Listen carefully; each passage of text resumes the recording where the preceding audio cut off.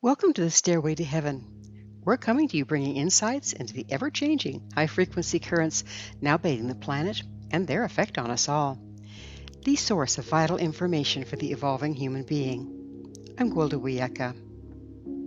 Not for love nor money. Two main driving forces in the world today are love and money. What if they're both illusionary?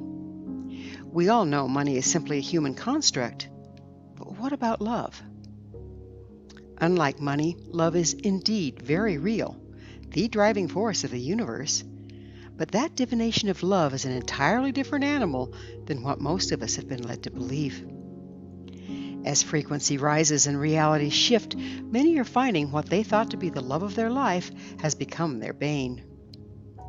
This doesn't have to be a spouse or a lover, though it often is. It can also be friends, a job, a house, a car, and the list goes on.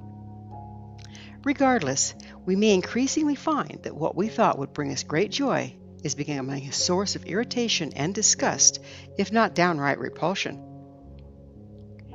I don't know what I ever saw in that color, or this house just doesn't do it for me anymore. I hate being here, or you're not the man I married. We may try to rekindle the old feelings, but it's like in the song, If You Could Read My Mind by Gordon Lightfoot. I never thought I could feel this way, and I've got to say, I just don't get it. I don't know where we went wrong, but the feeling's gone, and I just can't get it back. Are we really so fickle as to have such radical shifts in how we feel, to shift from seemingly undying love to total disgust on a dime? Or is something else afoot? The car we just had to have when the TV was playing so many ads about it suddenly loses its appeal when the programming changes to the next latest, greatest model. Why is that? It's the same car as when we bought it. It's because the enchantment has worn off. Literally. Through programming, the car was made to have more appeal than it really did. When the goal became to sell the next model, the programming is removed from the old one and placed on the next year's rendition. The older model is then programmed to appear obsolete, right down to the paint color or shape of the bumper. Feel manipulated? Marketing and consumerism are indeed a nasty business to which we have all fallen victim. From childhood, we've been taught what we want and how to be to get it. Just yesterday, I saw an ad for a self-proclaimed guru who professed to be able to tell women how to act to attract men. He gave them advice on what a man wanted and what a woman had to do to draw male attention. In effect, this approach is marketing oneself through enchantment. We forego our natural expression and paint on what we think our mark wants to see. Be it arm candy or sugar daddy, we may have chosen that particular person to go after, not for who they are, but for what they can provide for us. Don't get me wrong. His advice might very well work for a while, but it requires stepping out of our natural expression and painting on a facade. It's difficult to abandon who we really are and maintain a facade for a lifetime. Soon, one comes to resent the other person for preventing them from being themselves. The other party sees the person they thought they fell in love with disappear and the real persona emerge. Sadly, this personality is often someone they would never have been attracted to in the first place.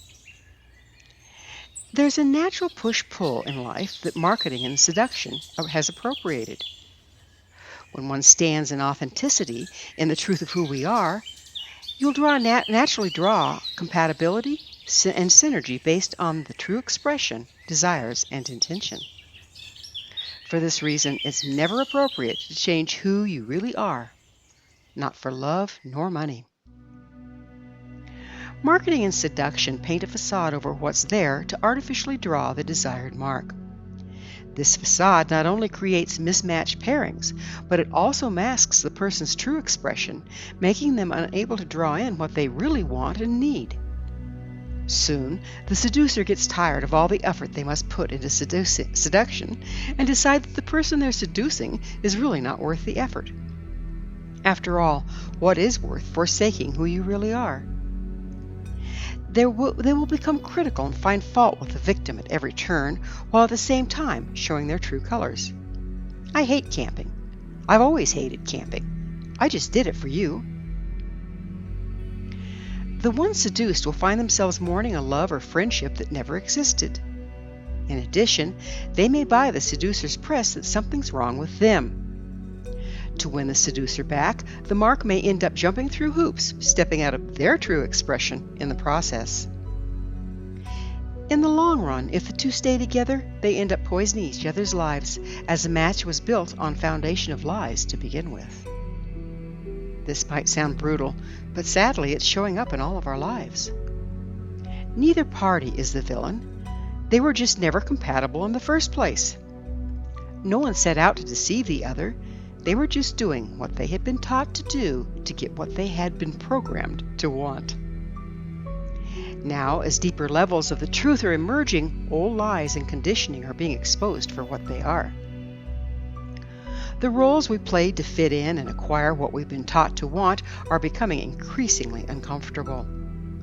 Like old clothes we've outgrown as children, they no longer fit us on any level and are becoming at very least restrictive, if not downright damaging. These outdated programs, wants, and identities are no longer tolerable and are falling away. This is an ongoing process that we may not have been aware of. Much like outgrowing our toys, the development has historically been gradual. But now that things are moving so quickly, it's no longer slow, nor is it subtle. We may wake one morning in bed with two strangers, the person we have married and ourselves.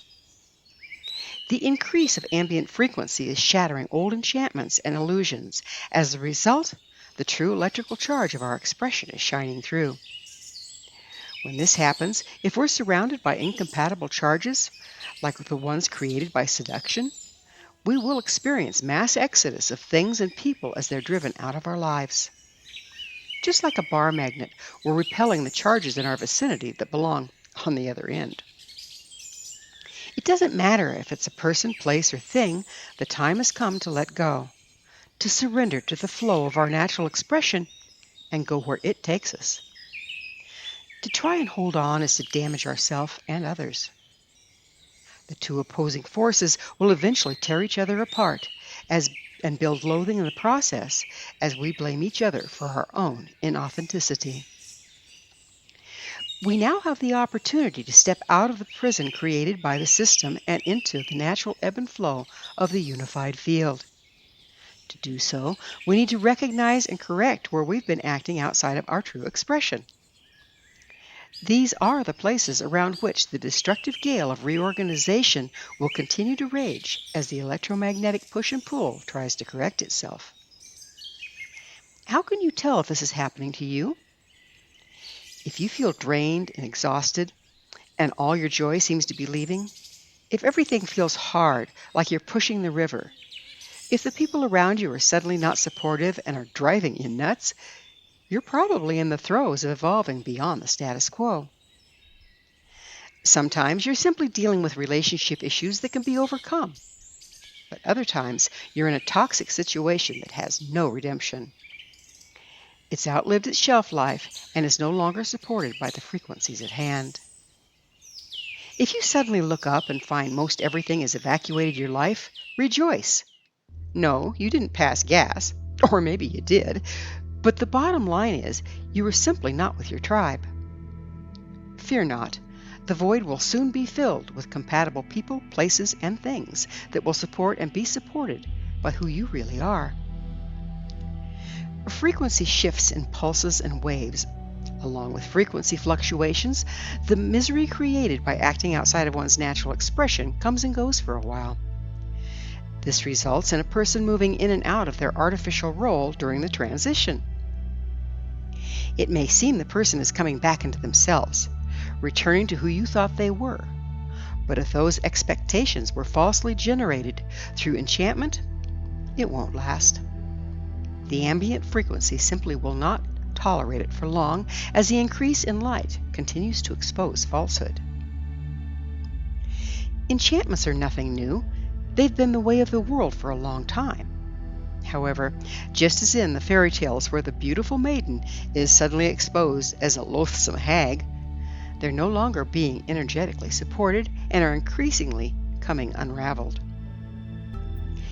It's important to be aware that whether it's a relationship, a job, or possessions, trying to hold onto incompatible frequencies creates drag. Drag wears things out. At the speed we're currently moving, this happens sooner rather than later.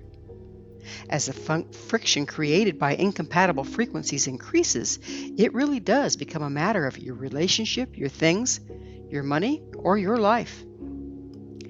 Yet, nothing is intrinsically wrong. Just as in cell division, it's simply a time of differentiation. There comes a point in the evolutionary process that what used to belong together must separate and find its tribe, like drawn to like, heart cell to heart cell, liver cell to liver cell, so the organism can continue to develop into its true design. This is where we are in our evolutionary process. If we hope to continue, we must be willing to reevaluate and let go. One of the things requiring a closer look are old rules and mores. People and things simply do not thrive or survive long in the toxicity created by incompatible frequencies. If we remain in a toxic, unsupportive relationship because we've been taught marriage is for life, we may be greatly reducing our lifespan by staying. If we're staying in a toxic work situation to support our lifestyle, that lifestyle may soon cost us our life. However, there is a caveat. During times of such upheaval, we may not be seeing clearly. It's only too easy to find fault with our jobs and relationships when the problem really originates in ourselves. As always, change must come first from within. It's time requiring deep introspection into our own actions and motivations. A time to be brutally honest, lest we throw the baby out with the bathwater and find ourselves in new relationships or jobs manifesting the same old problems from our continuing inauthenticity. Often, both our inner landscape and our environment need to be adjusted, as we have not been entirely authentic and as a result have drawn in a frequency mismatch. Other times, it's a situation that used to fit but no longer serves who we are becoming as we evolve with the frequency of the time. Take heart, dear friends. This is a time of loss and separation, but nothing lasts forever. As our current dreams fall to dust, we may very well find previous dreams, those dearest to our heart that we have sacrificed to the system, rising from the ashes. As our true nature emerges, we'll draw new partnerships and situations that are synergistic, supportive, and creative. When we embrace the truth of what we are, we're no longer swimming against the river, but embracing her currents, riding her to new, wonderful, and magical destinations. Thank you for joining me, Gwildawiyaka, on the Stairway to Heaven, where we provide updates on the energetic currents facilitating our evolution into conscious, powerful co-creators. As I'm sure you've noticed, not only do the Stairway to Heaven episodes stand alone, but they weave together to form a map into evolution and personal empowerment as we enter the new era. To revisit this or any of our past episodes, visit our archives at www.stairwaytoheavenmedia.com. If you'd like to find out more about me, my school, and the evolutionary tools we offer, visit www.findyourpathhome.com. Until next time, may you be blessed on your sacred path to wholeness. We are here. The time is now.